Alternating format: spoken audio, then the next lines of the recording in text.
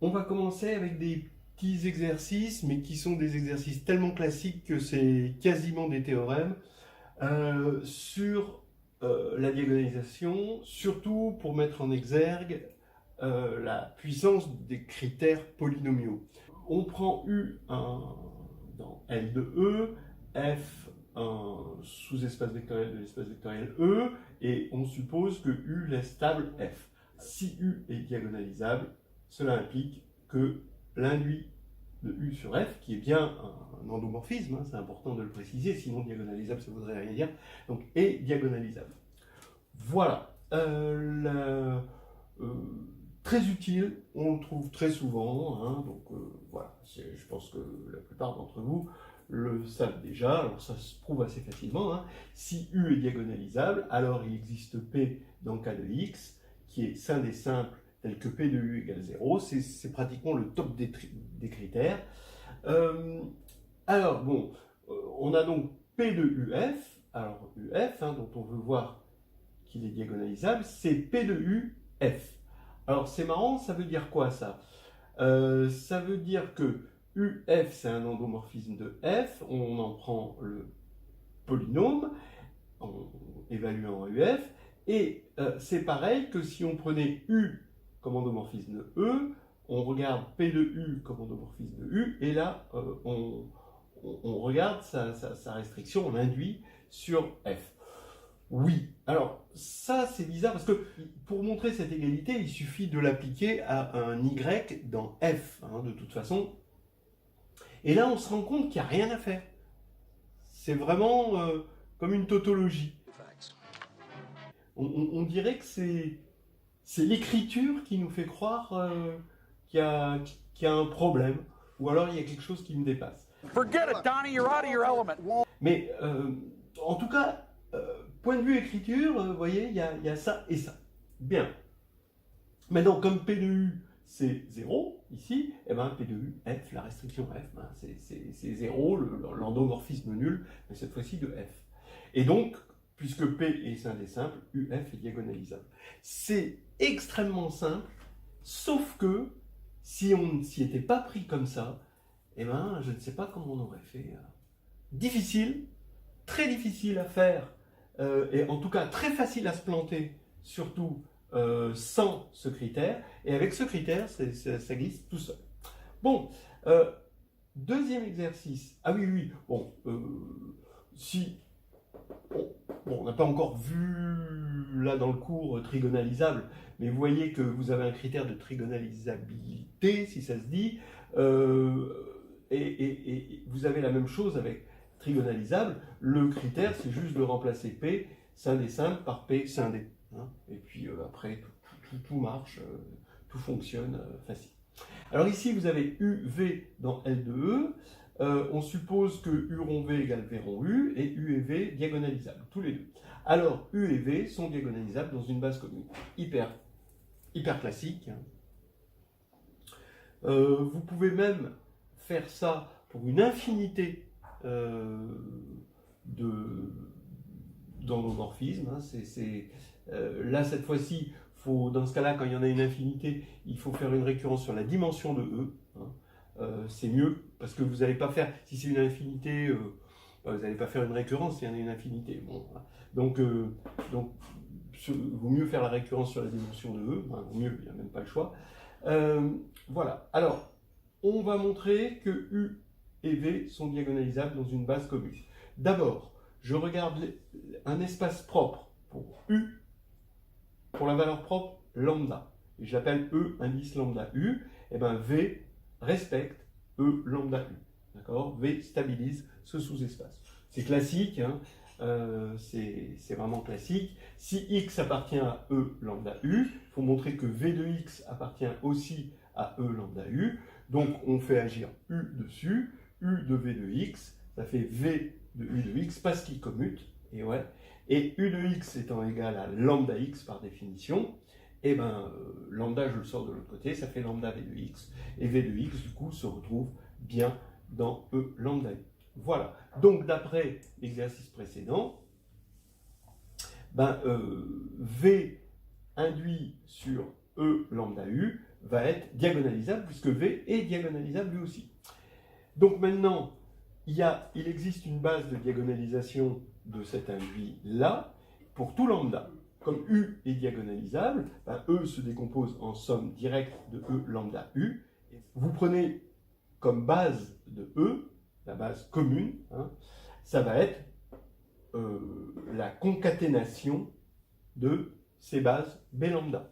Effectivement, hein, d'accord, dans la base B lambda, bah, V se diagonalise, donc dans la concaténation aussi, et dans la base B lambda, étant donné que c'est une base de E lambda U, sur lequel U est une homothétie, d'accord, bah, à partir du moment où c'est une homothétie, bah, sa matrice va être une matrice d'homothétie, donc une matrice scalaire, dans toutes les bases. Ça, c'est clair. Donc voilà. Ça va être une base de diagonalisation. B lambda sera une base de diagonalisation à la fois pour l'un et pour l'autre, pour U et pour V. Et donc la concaténation va nous donner une base de E commune aux deux.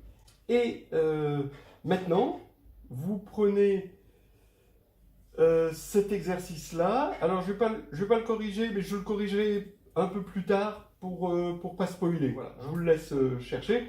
Ça utilise ça et ça, d'accord? Et oui. A, on prend une matrice A dans Mn de K. A, on suppose qu'elle est diagonalisable. Et on va regarder l'endomorphisme LA. On vérifie que c'est bien un endomorphisme de multiplication à gauche par A. Donc ça va de Mn dans Mn, et à grand M, on lui associe AM. Et on prend RA, ben, ça va être MA, donc ça va être M donne MA, donc c'est la multiplication, c'est l'endomorphisme de multiplication à droite par A. Donc vérifiez que c'est bien un endomorphisme. Et le fait que A est diagonalisable, ça va impliquer que LA est diagonalisable. D'ailleurs, la réciproque est vraie, vous pouvez le voir. RA est diagonalisable, bon, c'est pareil. Et aussi LA moins RA. Voilà, je vous laisse chercher là-dessus. Pour LA, utiliser le critère de polynomialité. Pour RA, bon, bah, c'est analogue. Et là, vous allez utiliser ce critère-là. Hein, d'accord? Essayez de le faire. Et puis, sinon, c'est dans CV1. Et ça devrait apparaître ici. Bon, la solution de l'exercice, on prend A, une matrice diagonalisable, LA, l'endomorphisme de l'espace vectoriel des matrices, hein, de multiplication par A à gauche, d'accord.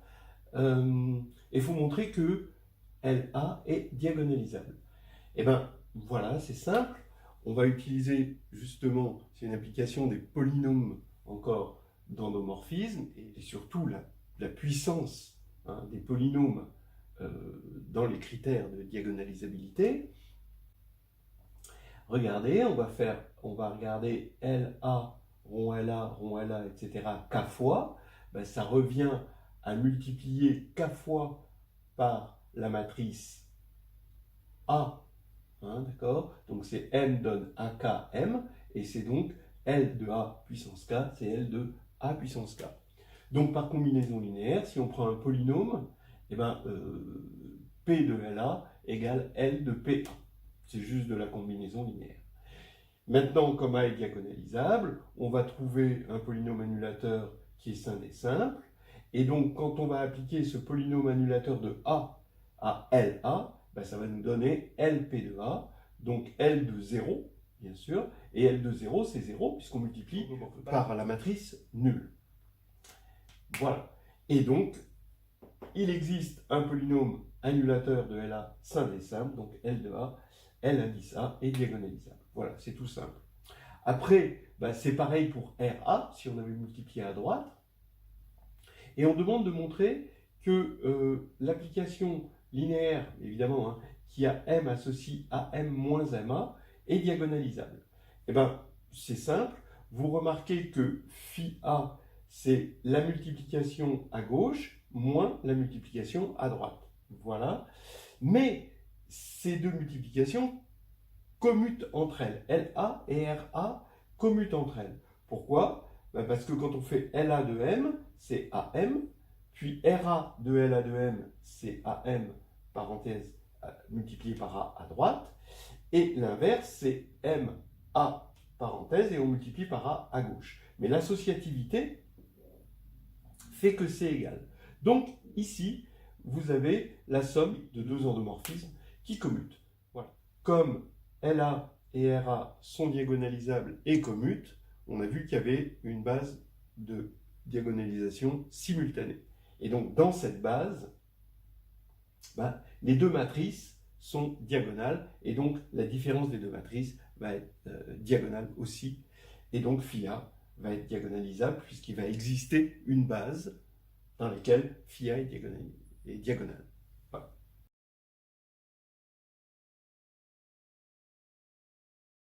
Alors, on va montrer des choses analogues à ce qu'on a démontré pour la diagonalisabilité avec la trigonalisabilité.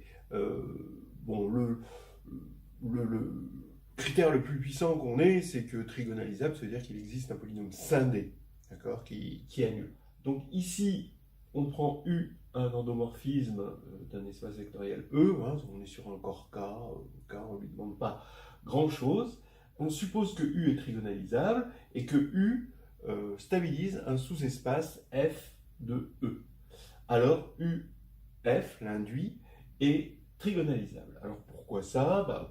Pareil, hein, on l'a dit d'ailleurs hein, tout à l'heure, si U est trigonalisable, alors il est annulé par un polynôme scindé, et le même polynôme ici va être annulateur de la restriction de U à F, qu'on appelle l'induit, parce que ça va de F dans F, et ça va être annulateur, et il est scindé, donc UF est trigonalisable. Vous voyez, le critère est vraiment très fort, comme on peut le constater. Alors maintenant, avec ça, on va continuer hein, tout ce qu'on a fait sur la diagonalisation, soit U rond V égale V rond U, donc deux endomorphismes qui commutent, hein, voilà. Et on suppose que U et V sont trigonalisables, on s'en doute, il va exister une base commune qui trigonalise U et V. Alors c'est un peu plus dur que pour la diagonalisation. Et bon, là, ça vaut le coup de regarder cette preuve. Je ne sais pas si elle est bien ou pas bien, mais en même temps, elle va mélanger un petit peu les endomorphismes et les matrices. Les matrices, ça a quand même quelque chose de pratique, de très visuel. Alors allons-y. Je vais prendre AU et AV, hein, qui sont deux matrices carrées de taille n, hein, et qui vont être les matrices. On va partir d'une base donnée de E. Alors, on va faire une récurrence. Hein, ce théorème, on fait la récurrence sur n. Pour n égale 1, évidemment, tout est trigonalisable dans toute base, donc, et même diagonalisable. Donc, il n'y a pas de problème pour n égale 1. Et puis ensuite, on va faire, évidemment, l'hérédité. Donc, on suppose que le théorème est vrai en dimension n-1. Alors, qui U est scindé, bien sûr, puisque U est trigonalisable. On va prendre lambda dans le spectre de U. Donc, oui, comme on est en dimension supérieure à 1, hein, on peut toujours trouver lambda racine de qui U. Ici, on va avoir V, comme pour la diagonalisation, V va stabiliser le sous-espace propre de U pour la valeur propre lambda, ce sous-espace propre qui est de dimension strictement supérieure à 0, hein, d'accord?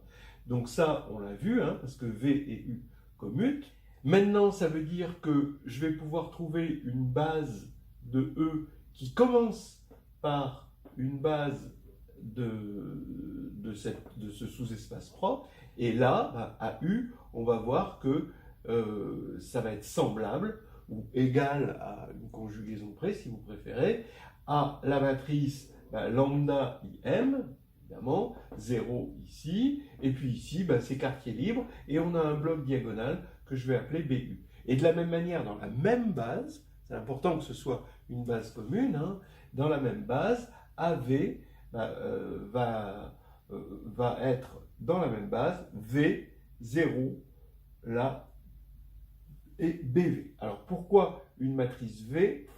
À cause du fait que petit v stabilise ce sous-espace. Comme V stabilise ce sous-espace, on va avoir que des zéros ici.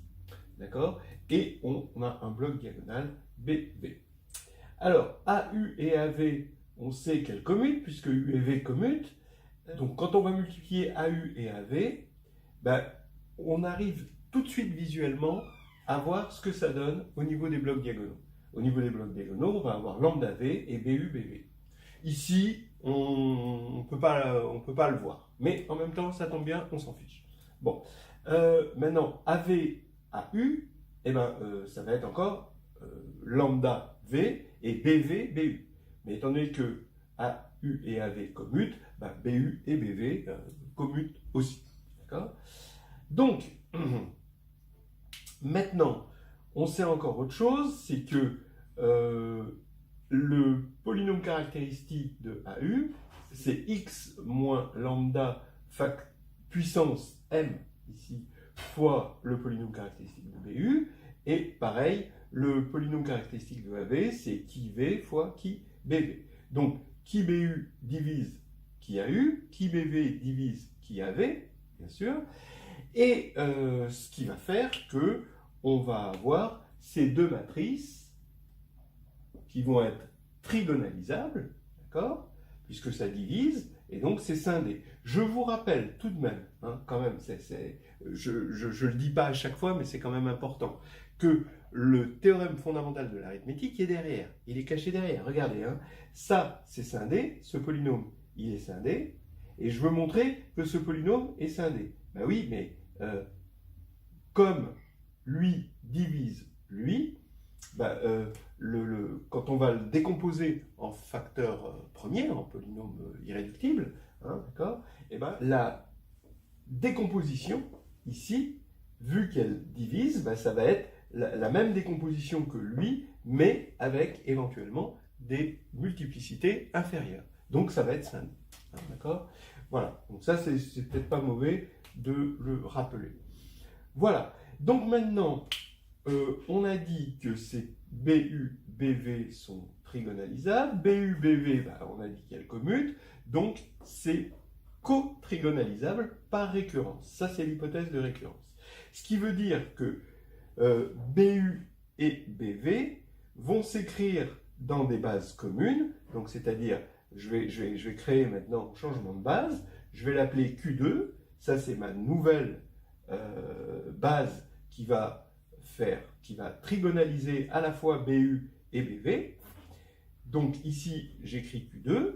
Je vais appeler Q1, ça va être le changement de base qui va trigonaliser V, parce que, peut-être que je ne l'ai pas dit, mais qui V, il divise qui AV, donc qui V est également trigonalisable. On n'a pas besoin de... Oui, c'est co-trigonalisable avec ça, mais lui, c'est diagonal dans toute base, donc lui, il ne pose pas de problème, c'est une matrice de Motesi. Voilà. Et donc, je peux appeler Q1 une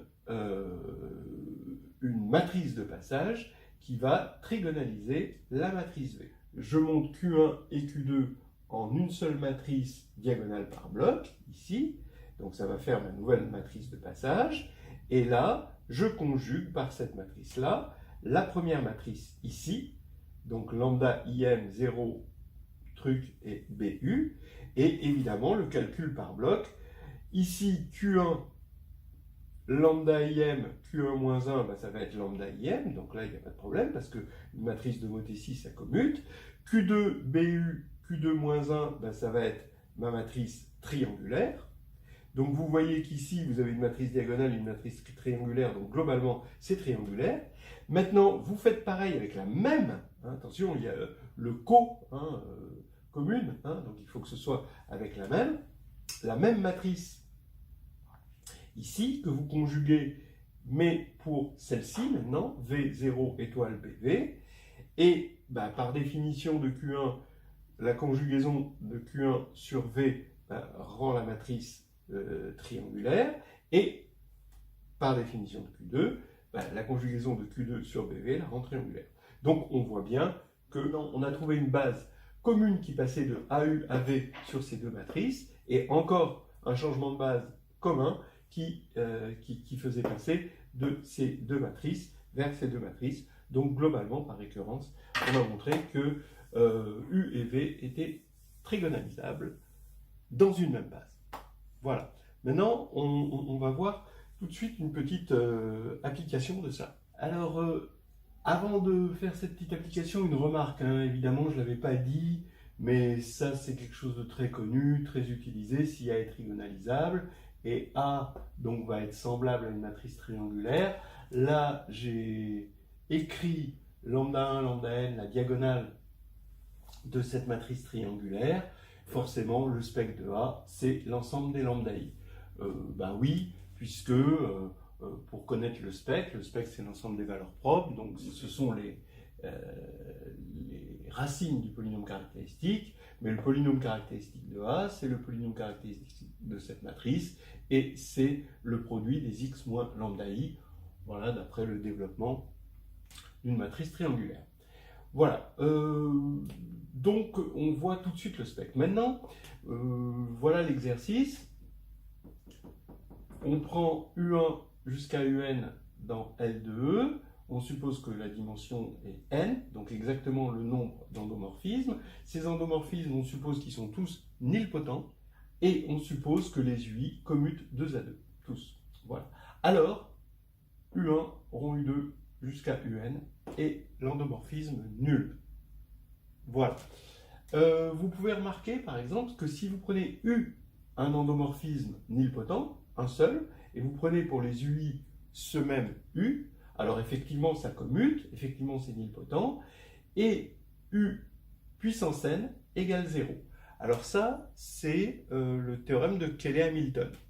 Regardez, U étant nilpotent, qu'est-ce que ça veut dire U est nilpotent? Ça veut dire que U puissance grand N égale l'endomorphisme nul pour un N assez grand. Donc ça veut dire que le polynôme minimal divise tout polynôme annulateur, en l'occurrence grand X puissance N. Mais maintenant, le polynôme caractéristique divise une puissance du polynôme minimal. Mais le polynôme minimal, forcément, toujours le théorème fondamental de l'arithmétique, c'est une puissance de X. D'accord ? Donc, le polynôme caractéristique va diviser une puissance du polynôme minimal, donc une puissance de x aussi, mais comme il est unitaire avec un degré n, c'est forcément xn. Et donc le spectre de U, c'est 0. Et vous voyez que Cayley-Hamilton implique que U rond U rond U rond U n fois est bien égal à 0. D'accord ? Donc c'est un cas particulier, vous voyez, ça ce sera un cas particulier du Cayley-Hamilton pour les nilpotents. Mais là, les UI sont tous distincts. Donc, on utilise le fait qu'ils commutent, et donc il existe une base qui va tous les trigonaliser. Je ne l'ai pas dit, mais ce qu'on a fait pour 2 à 2, eh ben, ça se fait aussi pour n endomorphismes trigonalisables qui commutent. Voilà. Ça se généralise évidemment par récurrence sur le nombre d'éléments. Alors ici, il va y avoir une base telle que dans cette base, les matrices des UI s'écrivent comme ça, triangulaires, hein, avec des zéros sur la diagonale, puisque les zéros, c'est le spectre. C'est ce qu'on a dit tout à l'heure. On voit le spectre ici. Donc, c'est des matrices qu'on appelle strictement triangulaires. Et on prend supérieur. Hein. On aime mieux supérieur que inférieur pour certaines raisons. Hein, et on va le voir tout de suite. Ici, je vais réécrire dans le cas du strictement supérieur, d'accord, ce qu'on avait, l'interprétation de la trigonalisabilité en termes de drapeau qu'on avait vu tout à l'heure. Je reprends, donc j'appelle F, d'accord, la base de trigonalisation que j'ai choisie, commune, hein, que j'ai choisie, et je vais prendre F1 jusqu'à Fi, je regarde le sous-espace engendré, qui va être de dimension i, et je construis comme ceci, le sous-espace grand F indice I. De sorte à ce que E, ce soit F indice N, forcément. Eh bien, ce que j'affirme, c'est que UK de FI, qui dans le cas triangulaire tout court était inclus dans FI, d'accord? C'est comme ça qu'on avait, ça avait été notre critère géométrique de trigonalisabilité, hein, voilà. Mais là, comme c'est strictement, d'accord, vous voyez bien que FI, grand FI, qui est engendré par les I premiers vecteurs, là, il va s'envoyer par tout U, hein, tout UK, sur FI-1. D'accord? Donc c'est ce que nous dit la matrice. Donc ici, donc effectivement, hein, F1 va vers 0, F2 s'envoie sur la droite engendrée par F1, F3 s'envoie sur la droite engendrée par F1 et F2, etc. Donc ici, vous avez ceci. Alors ça, c'est important. Et maintenant, quand vous allez calculer U1 rond UN de E, mais E, c'est Fn, donc UN de Fn va aller dans Fn-1, ensuite vous allez faire UN-1 de Fn-1, ça va aller vers UN-2, et par récurrence, comme il y en a n exactement, vous allez arriver à la fin à 0. Voilà, ce qui va faire que U1 rond U2 jusqu'à rond UN, ce sera l'endomorphisme nul. Et on a montré le petit exercice qui est assez agréable. Voilà.